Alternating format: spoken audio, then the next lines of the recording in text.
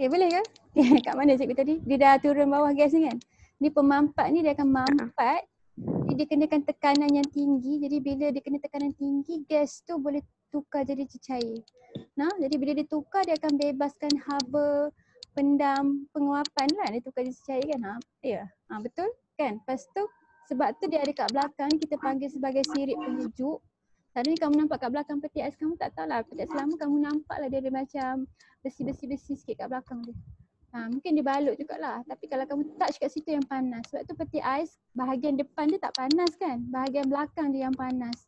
Sebab masa tu dia bebaskan haba dia daripada kat kawasan sirip-sirip tu. Jadi sirip tu selalu kita buat dia daripada logam. Lepas tu kita bagi luas permukaan yang besar. Maknanya kita bagi sirip ni banyak-banyak.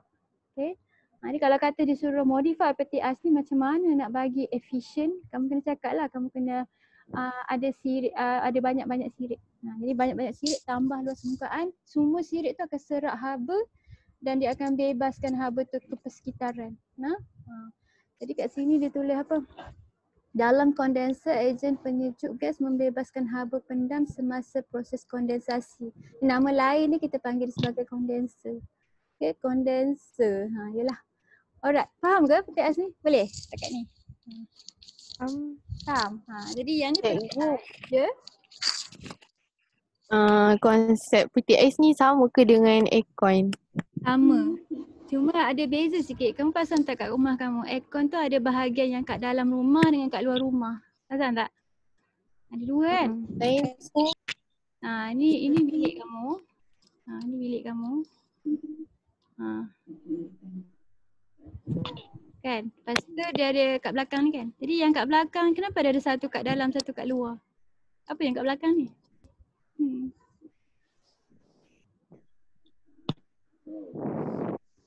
Kamu pernah lalu kat belakang shopping complex? Yang tempat dia punya belakang-belakang ni banyak-banyak. Apa yang kamu rasa? Panas kan? Sebab yang dia punya maknanya kondenser dia kat luar. Kalau dia bawa kat dalam, bilik tu haba tu bebas terus kat dalam, sejuk tak bilik tu? Tak. Tak sejuk lah. Sebab dia serap haba, lepas tu dia bebas balik kat dalam kan? Jadi sebab tu dia kena letak satu kat luar, satu kat dalam. Yang ni dia akan serap haba tu, maknanya dia ada cecair juga yang lalu dalam dia. Jadi dia akan serap haba daripada bilik tu, lepas tu dia akan bebaskan haba tu kat bahagian luar rumah kamu. Bukan kat bahagian dalam. Boleh? Nanti yang ni pun sama, kamu boleh cari nanti. Gambar rajah dia kamu lukiskan. Lepas tu kamu tengok macam mana cerita dia, macam mana aircon berfungsi. Boleh nak? Jadi aircon pun sama, tapi kita tak boleh guna peti ais sebagai aircon. Sebab dia bebaskan haba dia kat belakang peti ais tu kan, maknanya dia bebas dalam bilik yang sama. Tapi konsep dia sama. Okay, jadi kita jawab satu soalan. Nak habis dah. Kita jawab soalan berkaitan dengan peti ais kita. Yang ni last grade. Lepas tu dia ada soalan calculation kat bawah tu, biasalah. Dengan graf kita yang comel ni. Okay, mari kita jawab soalan ni.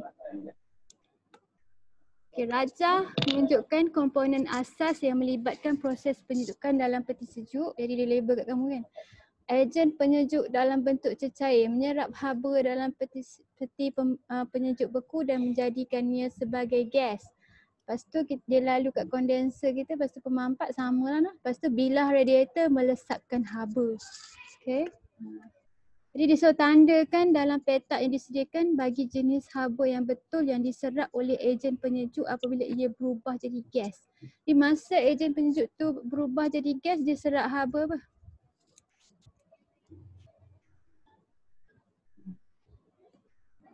Yang mana satu jawapan dia?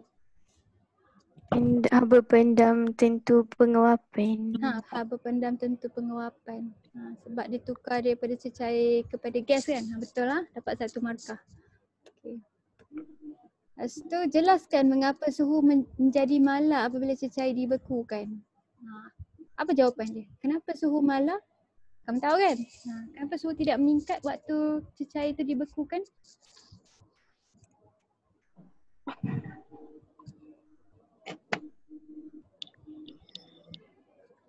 Apa jawapan nak bagi kamu 2 markah? Apa yang kamu kena sebut? Kalau masa kita nak buat, masa dia tengah membeku tu, kenapa suhu dia tidak meningkat? Malar tu maknanya tak berubah.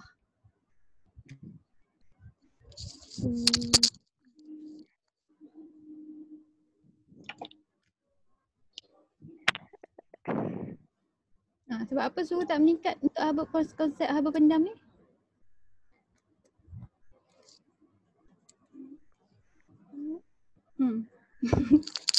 Diam je, tak ada siapa tahu jawapan dia. Boleh dah, kamu tahu jawapan dia. Beritahu cikgu apa jawapan dia.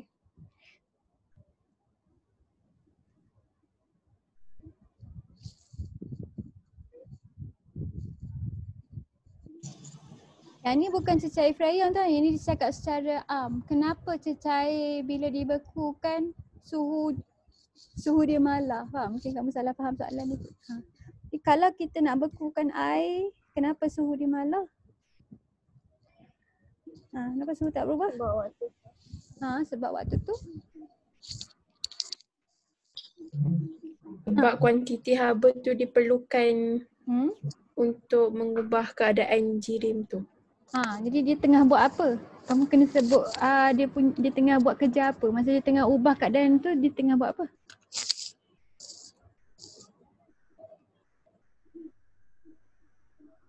Pembentukan. Pembentukan ke pemutusan dia punya ikatan? Pembentukan. Dia tengah membentukkan ikatan kan? Betul? Ni haba suhu tidak meningkat. Haba memang dibebaskan tapi suhu tidak meningkat sebab haba dibebaskan untuk membina ikatan antara molekul. Betul. Dia cecair apabila cecair cecair bertukar menjadi pepecal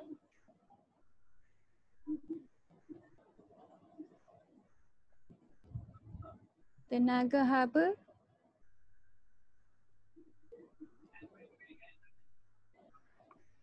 dibebaskan kan untuk membina ikatan antara molekul.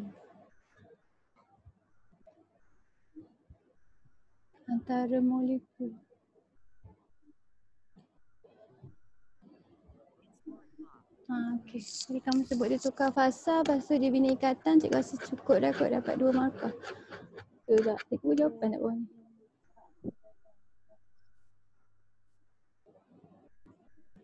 Ni dia bagi kamu banyak, tapi dia nak bagi kamu 2 markah ya. Dia kata kat sini molekul menyusun semula menjadi lebih rapat, ikatan antara molekul terbentuk, maknanya kamu dah sebut dah. Lepas tu haba pendam tentu pelakuran dibebaskan. Jadi kita sebut haba dibebaskan kan, kita kena spesifikkan lagi. Kita kena sebut haba pendam tentu pelakuran dibebaskan. Jadi kita betulkan jawapan kita tadi. Ni tambah.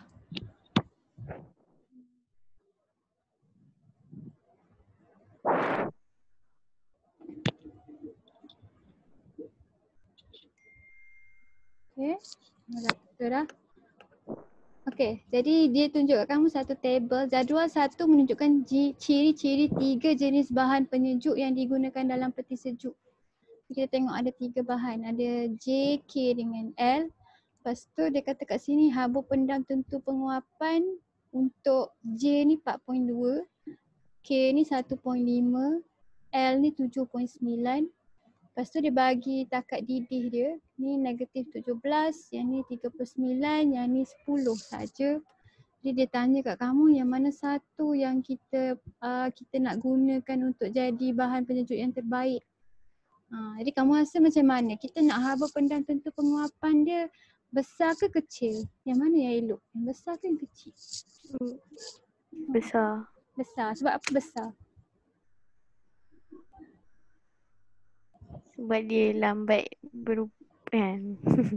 Kalau kita sebut haba pendam kita nak besar tu maknanya kuantiti haba yang kita perlukan. Kalau kata dia besar maknanya dia perlu lebih banyak haba kan. Kenapa kita nak lebih banyak haba?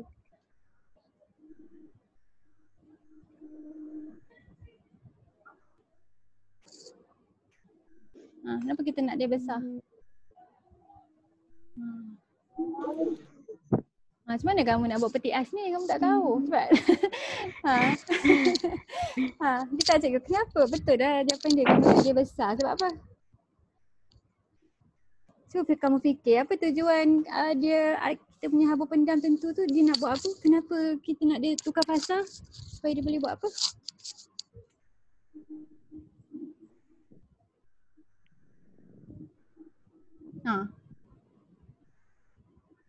Apa jadi masa dia tengah bertukar fasa tu? Yang tu kepentingan dia sebab yang ni memang dia pakai konsep haba pendam. Jadi kenapa kita nak dia besar? Sebab tu lah. Jadi kamu kita cakap apa sebab dia. Cepat, siapa ada idea lagi? Apa tugas kita punya cecair freon tu? Apa kerja dia?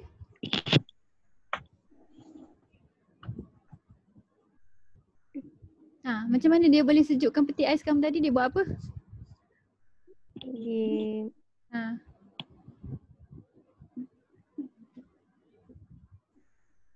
Dia buat apa? Dia boleh serap haba dan dia bebas haba kan? Di masa dia serap haba tu dia menyejukkan peti ais kamu. Masa dia bebas haba tu dia bebaskan haba kat sirik-sirik tu. Faham tak? Jadi kalau kata haba pendam tentu pengawapan dia besar, maksudnya dia boleh serap haba yang lebih banyak waktu dia tengah tukar fasa tu. Faham tak? Jadi lagi banyak haba dia boleh serap, lagi sejuk peti ais kamu. Betul? Faham tak konsep dia? Jadi kita nak dia besar. Faham. Okey, jadi kalau kita nak dia besar, jadi patutnya kita pilih L kan? Tapi kita tengok dulu takat didih dia. Takat didih dia kita nak negatif 17 ke 39 ke 10. Takat didih dia kita nak tinggi ke rendah. Mana satu yang sesuai? Ni susah sikit kan soalan ni. Takat didih dia.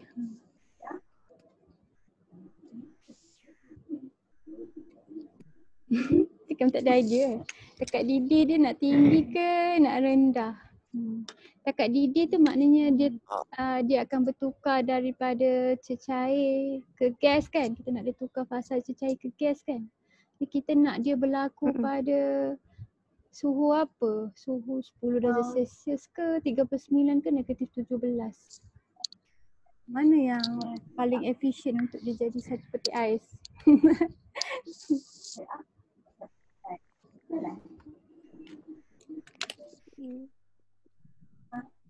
Kamu teka dulu, dia tinggi ke dia rendah? Nak dia tinggi ke dia rendah? Rendah. Rendah sampai negatif 17? Okay. Ke rendah takat 10 je? 10. 10. Salah. Kalau kata dia negatif 17, takat didih dia. Kalau takat didih dia negatif 17, dia sentiasa akan berada dalam keadaan gas, betul tak? Sebab bila didih dia akan jadi gas kan? Dia negatif 17 tu rendah sangat, betul. Jadi kalau kata dia 10 darjah Celsius dia jadi dalam keadaan gas, maknanya kalau kata suhu bilik dia dalam keadaan cecair. Betul macam tu kan? Tapi kalau 39 tu dalam keadaan suhu bilik dalam keadaan cecair. Jadi kita susah nak tukar dia jadi gas. Betul? Jadi aku rasa L lah kan? 10 darjah Celsius kan? Betul? Ni takat didih kita nak rendah supaya dia senang nak tukar jadi wap. Betul tak? Logik dia betul? Faham tak? Jadi untuk soalan ni dia susah sikit. Sebab apa tahu? Sebab bila kita kata rendah, J ni lagi rendah kan? Tapi L ni dia macam duduk tengah-tengah kan? Betul?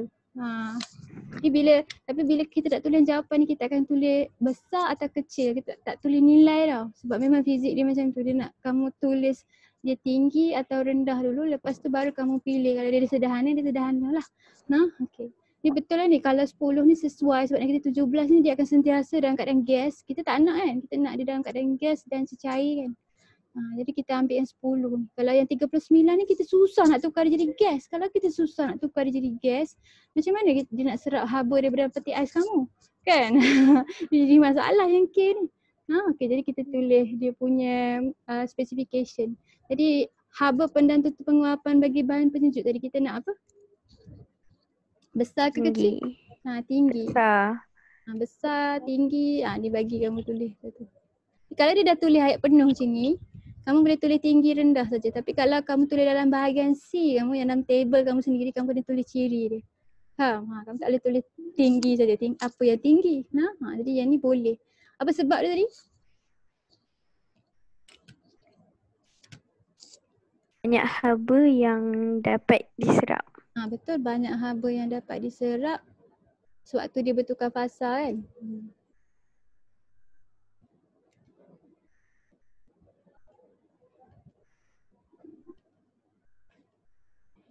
Sewaktu pertukaran fasa.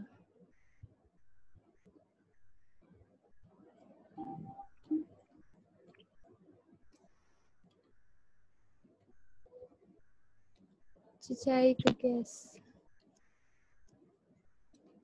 Sama balik dah. Cikgu punya internet putus. Dengar ke suara cikgu?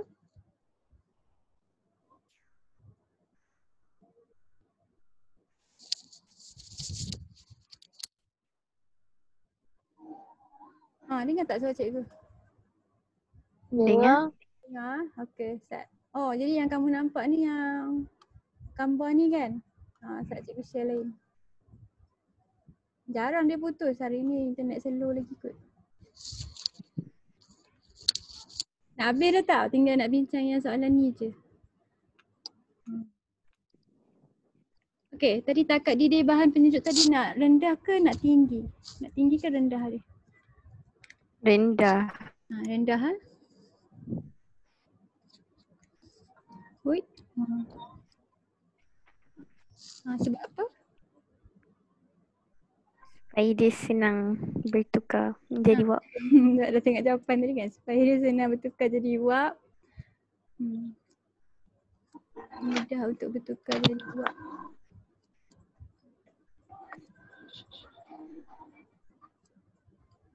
Jadi wap. Sebut gas boleh? Boleh? Jadi gas lah. Sebab cecair tu bukan air kan? Jadi gas. Okay, jadi maknanya walaupun kita ada kondenser, kita ada pemampat semua kan, still kita kena ambil kira dia punya takat didih dengan takat beku dia kan. Baru kita boleh tukar fasa dia. Bukan kita boleh tekan-tekan dia jadi kan. Alright. Jadi apa tadi bahan penyejuk yang terbaik tadi siapa?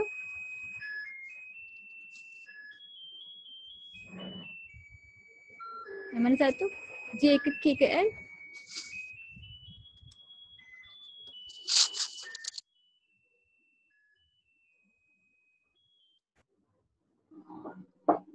Mana satu yang terbaik tadi? J ke K ke L? L cikgu. L. Suara cikgu kamu dengar okey ke sebab internet connection tu tak stabil kata? Okey. Okey, jadi yang ni last soalan daripada graf. Okey, cecair X yang berjisim 2 kg dipanaskan oleh pemanas rendam yang berkuasa 750 watt. Jadi bagi kamu power kat sini. Bekulah skrin cikgu. Rajah 8.2 menunjukkan graf pemanasan X. Anggap tiada haba yang hilang ke persekitaran masa proses pemanasan ni. Jadi dia dah tulis dah andaian kamu. Okay, jadi dia start ni, graf ni start daripada keadaan apa dia kata? Liquid kan, dalam bentuk cecair. Maknanya daripada P ke Q ni dalam fasa apa? Sini fasa apa? Cecair. Yang ni cecair. Yang ni? Q ke R? Cecair dan gas. Cecair dan gas. Cecair dan gas. Sebab ni graf pemanasan lah, jadi dia jadi gas. Lepas tu kat sini dah tukar semua jadi gas. Alright. Jadi kamu kena tengok dia cakap kita mula daripada fasa apa. Okay. Alright. Jadi jumlah haba. Hitung jumlah haba yang diserap oleh X dari P ke Q. Macam mana kita nak cari tu? Kita pakai formula apa? Kita nak jumlah haba daripada P ke Q. Kita pakai formula apa? Q sama dengan PT. Kita akan pakai Q sama dengan PT. Power kita yang atas ni kan 750 watt. Masa dia berapa? 3 minit. 3 minit tu tukar. 3 kena darab dengan 60 kan? Okey, jadi dapat berapa ni? 750 darab 3 darab 60. 135 ribu. 135,000 Joule. Ya. Betul. Alright, lepas tu soalan first. Okey, jadi nombor 2 dia nak muatan haba tentu X dalam keadaan cecair. Jadi kalau dia kata cecair, lepas tu dia cakap muatan haba tentu, maksudnya dia tengah cakap pasal fasa yang mana? Daripada minit berapa ke berapa? 0 ke 3. Betul, kita akan guna maklumat yang kita cari tadi sebab yang ni cecair kan. Jadi dia ada dua, nampak tak graf dia ada dua muatan haba tentu.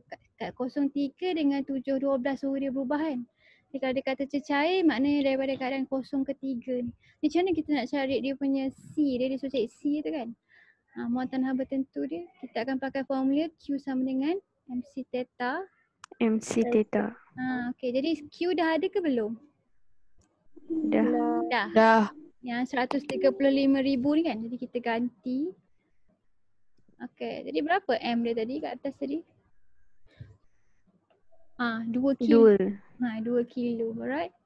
Jadi kita pindah siap-siap pun boleh. Jadi dia akan C sama dengan apa? Q bahagi dengan M theta kan?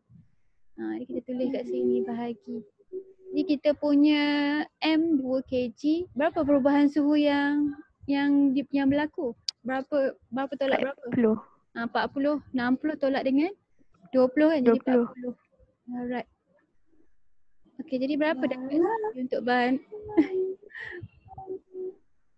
Hilang lah skrin cikgu. Sebab apa hilang?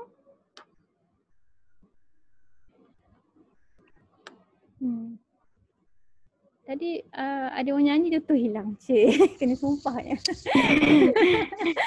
Siapa nyanyi? Anis nyanyi, adik Anis. Aduh. Dia betul ni. Aduh, kamu tengok ni dia punya skrip pusing-pusing. Sekejap cikgu cuba minimiskan. Dia tutup lah. Tak guna. Sorry. Dia tutup. Mari cikgu buka balik. Mana cikgu punya tutorial berpendam dia.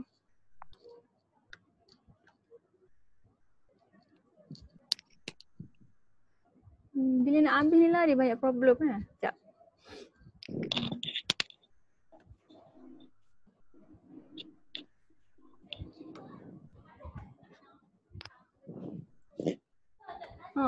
Tadi kita jawab dia terus padam semua. Itulah masalahnya. Kita dah habis kira ke tadi? Belum kan? Cuba kamu kira tadi berapa dia Belum. Berapa muatan haba tentu dia? Apa darab apa tadi? Cikgu dah lupa. Bismillah. Okey. Berapa tadi dia punya Q? 15,000? 15,000? 135,000. 135,000 ya? Okey, 135,000 sama dengan Q sama bahagi dengan M theta kan? 2 darab dengan 40 kan? Okey, yang tu C dia. Okey, dapat berapa C? 1,687.5. Okey, betul. 1,000 ke 100? Betul, kamu betul. Cikgu tak salah. 1,687.5. Okey. 1,687.5. Apa unit untuk C? Ingat lagi tak?